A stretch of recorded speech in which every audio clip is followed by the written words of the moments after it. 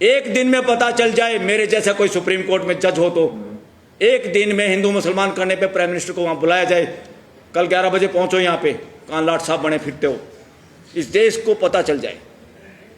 हिम्मत होनी चाहिए, ये पावर है, ये ड्यूटी दे रखी है हमने, और जब ये duty supreme court high court ना करे तो फिर क्या करोगे? ना कोई मसीहा है, ना कोई ऐसा खुदा है जो जनता के साथ भेदभाव करता है। भेदभाव आदमी ही आदमी के साथ करता है, और वो आदमी करता जिसके अंदर दिमाग में खुरापात है कि मैं बड़ा हूं, और वर्णवादी कथा कहानियां किताब जला दो इनको, ना इनकी कथा सुनो ना कथा करो। वो भी बेवकूफ था जो कथा करने गया था और जिसकी चोटी और बाल काटे हैं। कौन सी कथा सुनाना चाहते हो? देश में पेट्रोल पंप पे कब्जा कर लिया, एक आदमी का फोटो है, भाई कौन है ये भारत का प्रधानमंत्री है। क्या होता है ये भारत का प्रधानमंत्री? कॉन्स्टिट्यूशन के तहत एक जिम्मेदारी की एक नौकरी है, एक पोस्ट है खाली, वरना 140 करोड़ लोगों को हम प्रधानमंत्री कहना शुरू कर देते। पोस्ट एक है। साथियों, इस देश में उपराष्ट्रपति पद इस्तीफा देता है, दिन में ठाके लगाता है, शाम का स्वास्थ्य खराब हो जाता है। उसको बनाने के लिए एक प्रक्रिया है, किसी नौकरी के लिए एक प्रक्रिया है, उसमें कोई नौकरी लग गया और वो नौकरी ज्वाइन करने के बाद वो पोस्ट इस देश की है, किसी के बाप की नहीं है। कोई पद, उपराष्ट्रपति पद किसी पॉलिटिकल पार्टी, बीजेपी, कांग्रेस या किसी नेता, सीएम, पीएम, किसी के बाप की नहीं थी वो पोस्ट। और उस पोस्ट से अगर रिजाइन किया उस आदमी ने, उसको प्रेस कॉन्फ्रेंस करके बताना चाहिए असली कारण क्या था। क्या समझ रहे हो बेवकूफ? आप लेटर में लिखते हो मेरा स्वास्थ्य खराब हो गया, देश की जनता को बेवकूफ समझते हो? देश सब समझता है। 140 करोड़ लोग समाचार भी ना पढ़े, घर में माँ का मूड कैसा है, बाप का मूड कैसा है, भाई की शक्ल कैसी है, अनुभव करते ही पता लगा लेते हैं माहौल क्या है, वजह क्या है। पूरा देश उनके इस्तीफे में लिखी हुई बात पे शक करता है और वो झूठ है, और उसी झूठ पे ट्वीट करता है प्रधानमंत्री नरेंद्र मोदी कि उनको बहुत अपॉर्चुनिटी मिली सेवा करने की और उनके स्वास्थ्य के लिए शुभकामनाएं। अरे अपॉर्चुनिटी तो आपको भी मिल रही है, आप भी इस्तीफा दे दो। ये देश थक चुका है तुम्हारी शक्ल देख के भी और तुम्हारी बातें और तुम्हारा कर्म देख के भी। और आप जुगाड़ बना रहे हो, देश का मूर्ख बना रहे हो। और इस मूर्खता के लिए, इस देश की आज के हालात के लिए मैं being advocate, being law student ये कहना चाहूँगा, इस देश की आज की स्थिति के लिए, भय के लिए, ये देश भय रहित तो हो, कोई नेता, अभिनेता इस देश को डरा ना पाए, कोई ईडी, सीबीआई, पीएमएलए, यूएपीए इस देश के लोगों को, जवानों को जेल में ना डाल सके। संविधान को बचाने की ड्यूटी हमने किसी को दे रखी, देश के मालिकों ने, तो उसका नाम है judiciary, constitutional judiciary, high court और सुप्रीम कोर्ट। आज जिम्मेदार कोई है तो इस देश की सुप्रीम कोर्ट और देश की सभी हाई कोर्ट शामिल है उसमें। ये बात एक एक सिटीजन तक पहुंचानी पड़ेगी। और ये कौन पहुंचाएंगे? वकीलों की ड्यूटी है इसमें। वकीलों की क्यों ड्यूटी है? उनको संविधान का पता है, संविधान के लिए वो आर्गुमेंट करते हैं। और वकील ही ना बोलेंगे तो देश को तो वैसे कोई कंटेम्प्ट ऑफ कोर्ट में, कोई ईडी से, कोई पीएमएलए, कोई इनकम टैक्स से डराएगा। अरे हिम्मत है तो इस देश का प्रधानमंत्री और गृह मंत्री नार्को टेस्ट कराए और देश में सर्वे करे। और देश की क्या भाषा आ रही है, सारे देश के लोग, डिफरेंट तरह के लोग मिलने आते हैं, बताते हैं। मैं देश के लोगों का सर्वे बता रहा हूं, जितने लोगों से हमारी मुलाकात और बात होती है, वो कहते हैं इस देश में आज तक सबसे ज्यादा अगर शिक्षा का कोई प्रधानमंत्री और गृह मंत्री बना है तो आज का नरेंद्र मोदी और अमित शाह है। कहां तक इन बातों से डरोगे? किससे डरोगे? क्यों डरोगे? हिम्मत है तो नार्को टेस्ट कराए नरेंद्र मोदी। और उपराष्ट्रपति कृषक समाज की भी तौहीन है अगर उसने प्रेस कॉन्फ्रेंस करके ये नहीं बताया सच्चाई क्या है। जनता की पोस्ट थी, किसी के बाप ने आपको खैरात में नहीं दी थी, किसी ने आपको एहसान नहीं किया था। बीजेपी की बपोती नहीं है ये देश कि बीजेपी ने आपको राष्ट्रपति बना दिया। बीजेपी के बाप का देश नहीं है, कांग्रेस के बाप का देश नहीं है ये देश। इस देश के 140 करोड़ मालिकों का देश है ये। इसलिए कोई ये सोचे हमने इसको बना दिया, हमने उसको बना दिया। और दूसरा, नपुंसक बनाने के लिए जिम्मेदार इस देश की पार्लियामेंट है, जिसमें हमारे जनप्रतिनिधि, मुंह से बोलने वाले चौकीदार बैठे हैं एमपीओ के रूप में, चाहे राज्यसभा चाहे लोकसभा।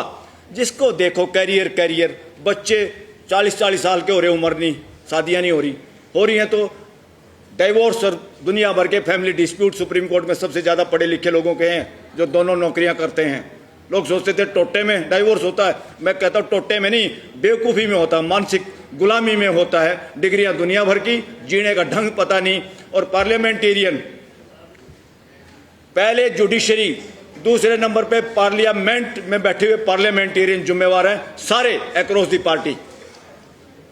ये क्या बोल रहे हैं, क्यों नहीं बोल रहे? एमएलए ले जाओ जहाज में बिठा के, आज तक सब्जी मंडी लग रही है इस देश में। क्या कर दिया लोकतंत्र का भैया आप लोगों ने? बातें करते 21वीं सदी की, देश में पार्लियामेंट चर्चा हो रही है, देश का जवाब आप दे नहीं पाए, जिसके आधार पे हमारे हजारों करोड़ का 20,000 करोड़ कम से कम नुकसान करवा दिया देश का, पाकिस्तान के नाम पे हिंदू मुसलमान करने के लिए लड़ाई के बहाने से। अरे तुम ठेकेदार हो, संविधान कहता है पड़ोसी से बढ़ाओ, जिसकी पड़ोसी से नहीं बढ़ती वो खुद बदमाश नंबर 1 होता है। अगर आप पड़ोसी से बढ़ा नहीं सकते तो तुम्हारे अंदर काबिलियत नहीं, भागो ये छोड़ के नौकरियां। प्रधानमंत्री हो चाहे मंत्री हो चाहे अपोजिशन के लीडर। और दूसरा, लोकतंत्र में अपोजिशन नहीं होता, इस देश में गलत परंपरा चल रही है साथियों। दूसरा, जो सनातन की चादर ओढ़े हुए, चोरी की चादर, वो सनातनी नहीं है। सनातनी परंपरा के कौन लोग हैं? तथागत बुद्ध, महावीर जैन, गुरु नानक, ये 3-4 पंथ जो हैं, वर्णवाद को छोड़ के सारे पंथ इस देश के सनातनी परंपरा है। वर्णवाद सनातनी परंपरा नहीं है, इसको नोट कर लो, देश में फैलाओ इस बात को। ये चोरी ठगी बेईमानी की चादर ओढ़ के सनातनी ठेकेदार इस देश को नपुंसक बना रहे, मानसिक गुलाम बना रहे हैं। और इस देश में चोरी चकारी से उन चीजों को लागू कराना चाहते हैं।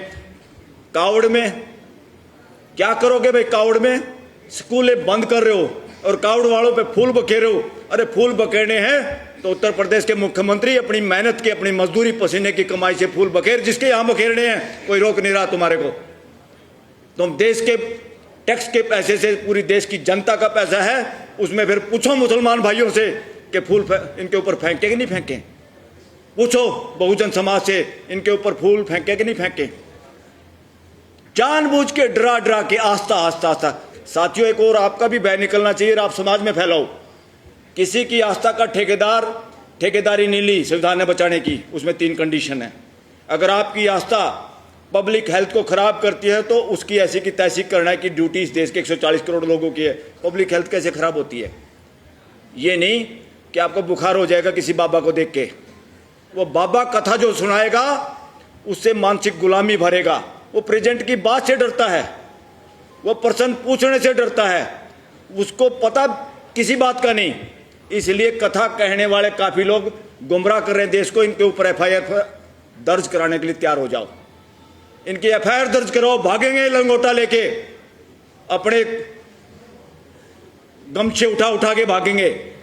एक तरह से ये असली जो लोग देश को मानसिक गुलाम बना रहे हैं, कथा कहानियों के जरिए सिलेबस में उस तरह की किताबें लगाने के लिए इन्होंने यूनिवर्सिटियों पे कब्जा कर लिया। और यूनिवर्सिटियों के अंदर एक वीसी होता है, कहते पोस्ट एक है, रिजर्वेशन नहीं होगी। अरे बकवास मत करो, एक स्टेट में जितनी यूनिवर्सिटी है उन पे रिजर्वेशन लागू करो। कितने वीसी बनते हैं उसमें बांटो समाज को। सेंट्रल गवर्नमेंट की कितनी यूनिवर्सिटियां इकट्ठी करो उनको और उसमें बांटो। ये जानबूझ के इस तरह की जो शरारत करें साथियों, इससे जागना होगा। और आप लोग भी किस्मत के भरोसे बैठे हो, तभी तो कथाओं में जाते हो डरते हुए। आप अपराधी हो, आप और हम भी अपराधी हैं। इसलिए अपराधी हैं जब घर की औरतें, बच्चे या किसी इस तरह के प्रोग्राम में जाते हैं, हम हिम्मत से कह नहीं पाते। हमें इतने डर में डाल दिया गया जिसका कोई अस्तित्व नहीं, जिसका माँ बाप का पता नहीं, जिसके बारे में पूछे तो इतिहास नहीं, सबूत नहीं। ये बहम छोड़ दो कि भाई मेरे घर में भी एक बच्चा पैदा हुआ, मैंने घर बना दिया, हमने ये हॉल बना दिया, ये कैमरे बना दिए। ये सोच के हमें ये लगता है कि दुनिया भी किसी ने बनाई होगी। ये नहीं बनाई किसी ने, जब तक ये समझ में नहीं आएगा, जब तक ये बैम खत्म नहीं होगा आप लोगों का। कितनी कथा सुन लो, ये कथा उसी में घुमाएंगे। ये धंधा है, धंधा।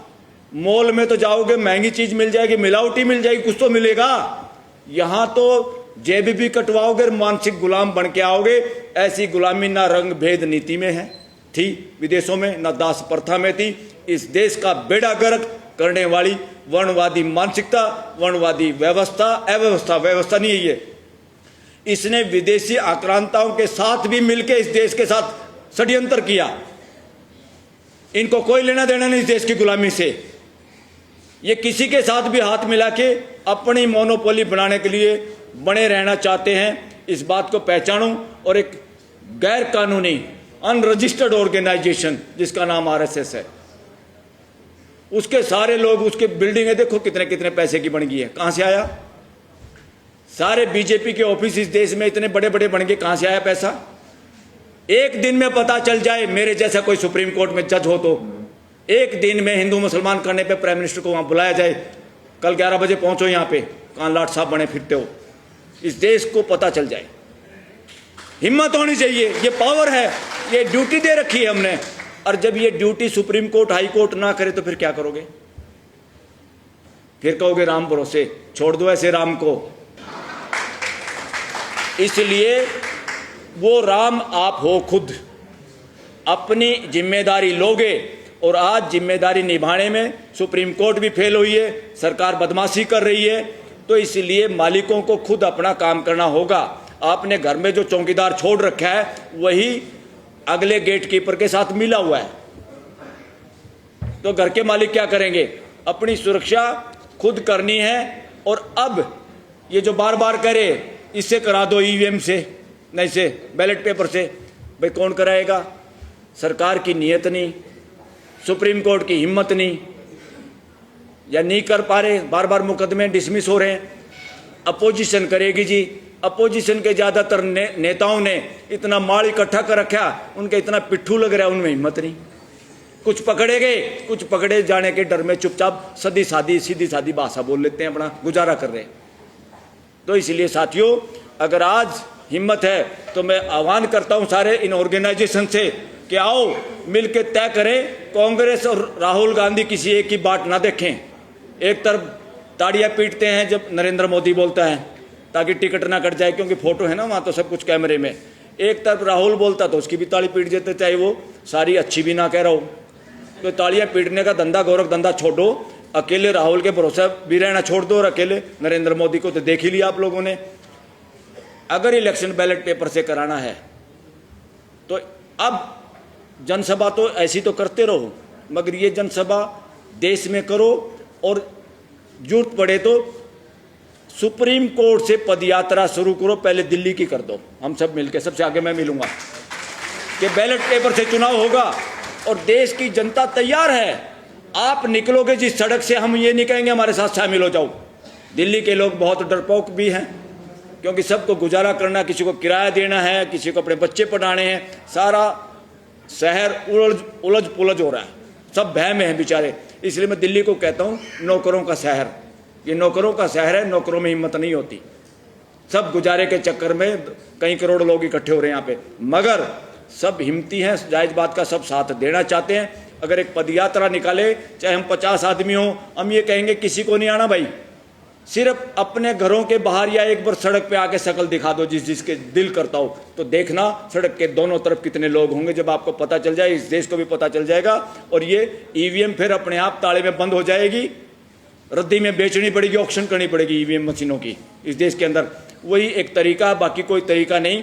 जब संविधान को बचाने में, संविधान के हिसाब से सिस्टम को लागू करने में कोर्टें फेल हो जाती हैं, तो देश के लोगों के साथ जनरल बॉडी है ये देश।